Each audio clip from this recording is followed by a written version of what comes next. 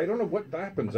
Some doctor, I'm sure, can tell us the reason for it, but I mean, it has an effect. It kind of makes you raspy. I apologize. My tech talk excitement will be a little lower key than normal, so I'm still as excited, just a little softer on the voice. That's all. All right, lots of stuff to talk about on the program today. We've talked about digital IDs, and back in the days when verification for ID, you'd use fingerprints and PIN numbers. Now the smile works? This is crazy, and they've been testing it. And as we know, the new Note 8 comes with the ability to hold the phone, and it can do a facial recognition or a retinal recognition. And it was simple to basically unlock. Well, now they're using a little more advanced coding. It's a 3D camera, and what it does is it actually will check angles of your face.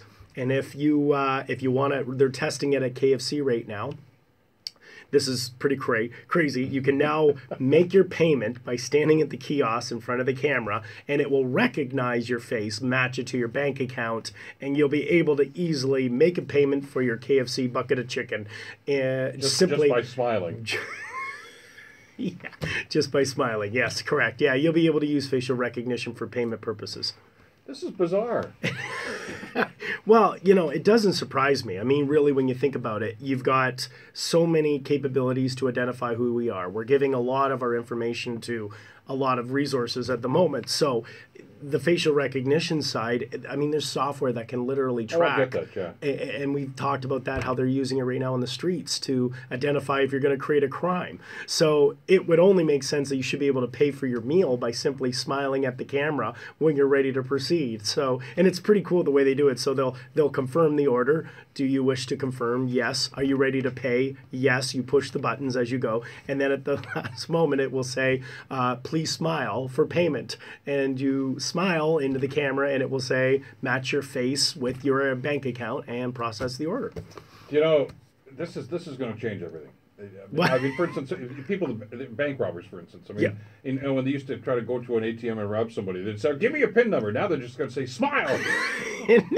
Give me your face and smile, and give me the money. Yes, exactly. Smile. I mean, the key thing here is we're talking about how our identities are so critical, and really you as a person are going, our fingerprints or iris scanning or facial recognition, all this stuff. This is all going to be your own key code to get access. And not on this list, but I'm sure you're aware, Equifax talk about credit cards, that just 143 million credit cards were just hacked this past week. And anyone with a credit card, if you've got a credit card, all your information is technically in the hands of a hacker right now. And so you take a look at how can we better secure ourselves. I mean, that's another issue with cloud services, but to secure your own identity, the key thing right now is that you're going to want to make sure that you have fingerprints, iris, facial scan, and it will probably come to all three when you want to process a payment or get acceptance to anything. All right, I want to talk about working out and how the stuff that we've talked about over the last couple of years can actually help. And of course, Fitbit comes to mind right off the bat. Right. So if we're walking or running or swimming or cycling or whatever, it tracks what we're doing, how we're breathing, etc. like that. My Apple Watch does the same thing. Your watch is doing the same thing as well. So we've got these little indicators right now that can tell us just how things are going. Yeah. And along comes the Welt.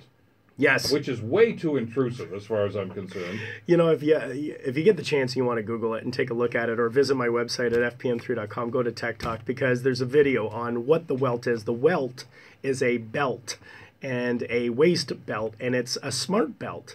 And the belt will actually track three key things. Smart ass belt is what it is. It will track the most important things. One, your steps. Okay? That's okay. I'm all right with that, okay. Sure. Number two, it will track how long you're sitting and give you little warning signs. Yeah, I get that. Every hour it says stand up. Stand up. But the most, and this one actually made me laugh, is it will tell you when you're getting fatter and when you're getting thinner. So it will tell you when your waist size expands, and one of their features is that you'll be able to sit at a meal, for example, go to a buffet, you're sitting at the Mandarin, you're sitting at any restaurant, you're just plowing your face down. As your belt starts to expand, it will tell you you're eating too much. So I don't know, I don't think, the pains in your stomach would give you any other indication, but this will tell you for clarification. Hey, you're gaining some pounds here, pal. I mean, the belt gets a little tighter, and the belt starts giving, really? Really? A third helping, Adam? Really?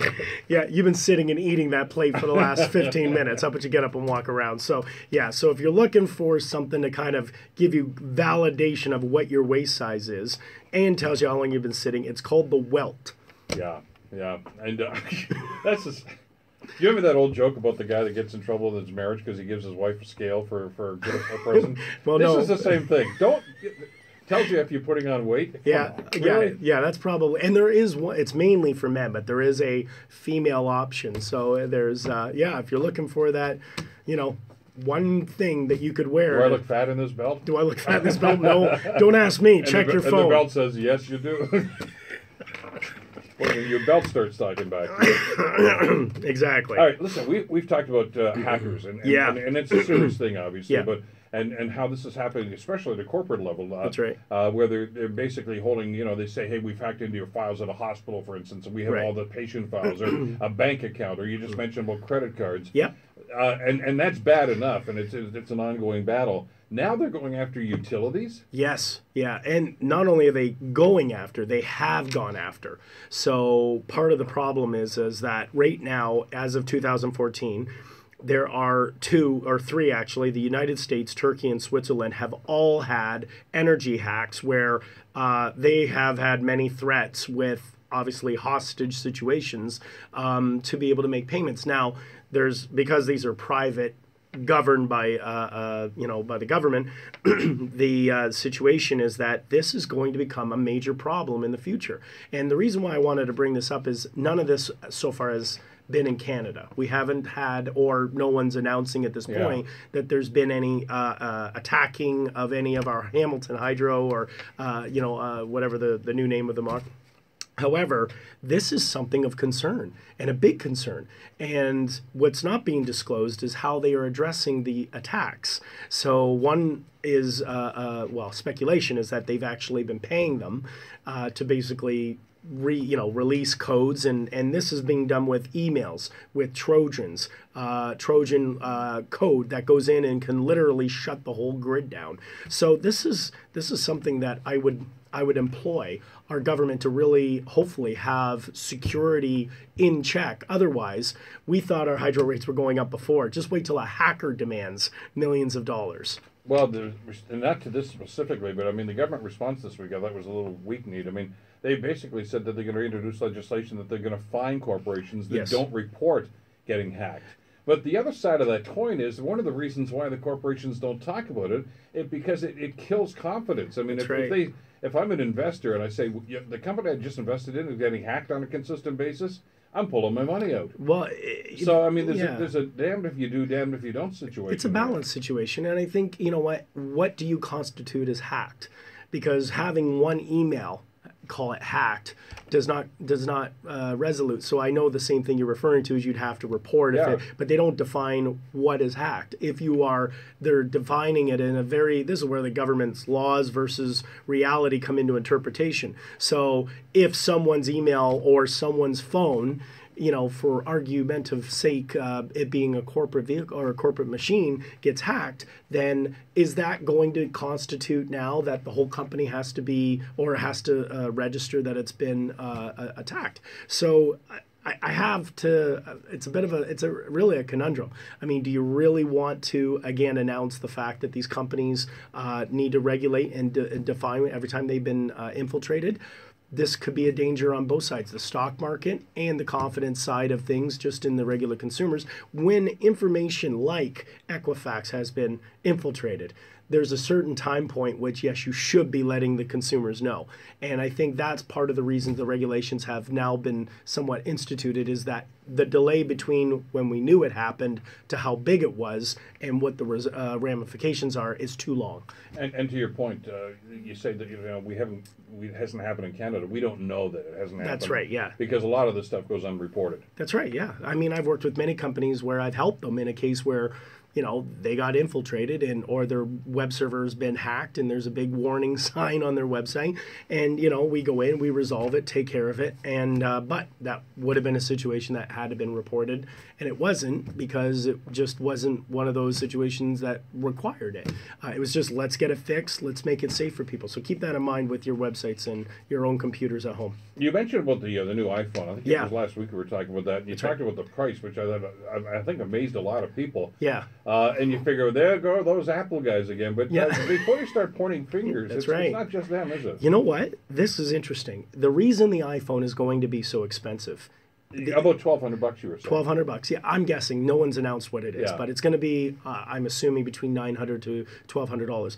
But the main reason I can tell you it will be expensive is that Samsung is the majority reason why the iPhone 8 will be extremely overpriced. And I'll tell you the reason. For the past iPhones up to 7, they've only used LED displays. For the new iPhone 8, they're going to be using the OLED. Well, Samsung has a patent right to this product, which gives that optimum liquid crystal display that allows you to see that real crisp 4K look, which iPhone needs. It's a phenomenal product. That's great. So when I'm watching my baseball games here online, you can see it in quality, my friend. But I'm not just paying Apple now. I'm paying Samsung. You're paying Samsung. And just to give you an idea, previous to this, those chips were about $45 per phone that they were buying from the other manufacturers, Foxconn and otherwise. The new one from Samsung, it's $143. So if you buy an iPhone, they got to cover their costs, and one of them is the display. Listen, I got to talk about phones here for a second, because I know I kind of get a little bit crazy about the phone jacks, okay, and the headphone jacks for phones, for the iPhone 7. That's right. Yes. You've come across this is. People are actually now drilling holes in these things to put their own jacks in. Well, let's be clear. There's a joke. There's two versions of this. There's one that someone made a little bit of a kind of a tongue-in-cheek joke. Took an iPhone, drilled it, and went, "There's your headphone jack." It was not me, by the way. and by the way, there is actually a legitimate way to make your iPhone 7 into to have a headphone jack. Now, you're going to have to make some sacrifices. First and foremost, you're going to have to take the barometer out. So the barometer is what basically equalizes when you turn it from left to right, up and down, and it tells you if it's landscape or portrait. If you remove that, you can actually carefully drill a hole in. You can then also download all these specs, by the way, on YouTube and print a 3D circuit board and then realign it, and then you can easily, I say easily with everything I just said, but you can simply have a headphone jack for the iPhone 7. And do it yourself. There's a YouTube video for everything. You know what? You can do anything right now. Michelle and I are trying to do household repairs and maintenance. Michelle must have watched probably about a good 2 hours of how to put up drywall before we finally said, forget it, we're just going to hire someone. But we almost tried. We did. We tried. Came close. And don't drill your own. No, please don't. Please don't, folks. And funny, take that back to the Apple store and said, my phone's defective. Really? Really? Yeah, who drilled the hole in the side? I don't know. It came with a headphone jack. I was sure of it. I was just trying to find the right... Anyway, be that as it may. Speaking of phones, you talked about the Lamborghini phone the other day, too. Yes, that's right. Yeah. And you know what? The new iPhone 8 in Dubai, if you really want to be that guy or that girl that has the most prestigious, you can get an iPhone 8 plated in 24 karat gold, starting price $20,000 US. So that just puts the Lamborghini phone to shame now. Want to start your Christmas shopping early? 20 grand. I mean, 20 grand for a gold-plated iPhone. I mean, that thing's got to be heavy. So I'm just thinking to myself, remember we talked about the Mason watch? Yeah. I'm thinking this is just, this is going to put a chiropractor into full business with that in your back pocket. Listen, I got to ask you about something else, because you do a lot of reading, obviously, for your job, but also for the show as well. And you came across an article in the Wall Street Journal the other day, because this is an ongoing debate right now about automation and about job loss and all sorts of other things right now. And I thought the piece you read actually put a lot of things into perspective. You know what? We've been looking at how terrible the world is going to be moving at automation, and we see that all these things, and all joking aside, you can now order a KFC with a smile. Now we're going to be talking about, as workers and productivity has constantly been improving, automation only hurts employment when the industry has fully met demand. And one of the things I have to say, Amazon is constantly increasing its business, and we're going to see that with Walmart. We're going to see that with all these retail sectors. It is not going to be 100% run by robots. So as a side note, it still seems a very, very far off position. I think we talk a lot about it, and I've had comments after the show where people go, you make it sound like there's no jobs for any humans. I've actually had 3 people that more or less make it sound like that. That's not the case. This is actually a very good position where we can see automation developing actually well-paying jobs. But the only thing I have to say is our younger generation have to be very much focused on their schooling, and it's difficult, but they got to work on their math. They have to understand, obviously, this is going to be funny to say, but common sense. And they don't teach it, but it's something you can learn by reading and understanding. And they are going to be needing more people in retail. We'll be making, without even government regulating minimum wage, a really good amount of money. And as such, I think for the listeners, for everyone watching, automation is not going to be the end of workers of the future. It's actually going to be a great job opportunity for many. Well, I know, and there are some people that kind of still have their head stuck in the 1960s, and I can understand that. That's their mindset. And they moan and bemoan the job loss, but there are still jobs that are just different kind of jobs. Yeah. And you have to train, and you're right, that means math, that means coding. Yeah. And our education system is lagging behind. I know in Scandinavia, over in the UK, and certainly in the Far East, they've been teaching this in grade school for years now. And this is why I'm encouraging my daughters. I encourage anyone that I speak to when we're in school is, guys, you know what?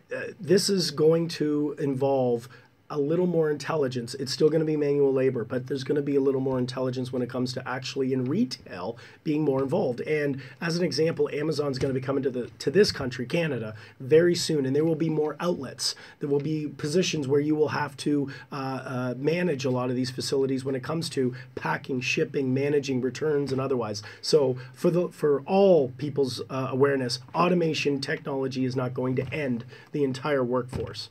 By the way, the location of that, they're talking about setting up Canadian operations here too. That's an interesting debate, isn't it? It is. Montreal and Toronto and Vancouver and Ottawa, even London, Ontario, KW, they're all falling over each other. Come here. That's come right. Here. Yeah. And we've got a lot of really empty, amazing facilities to, we saw, I think I shared with you the Kellogg factory. Yeah.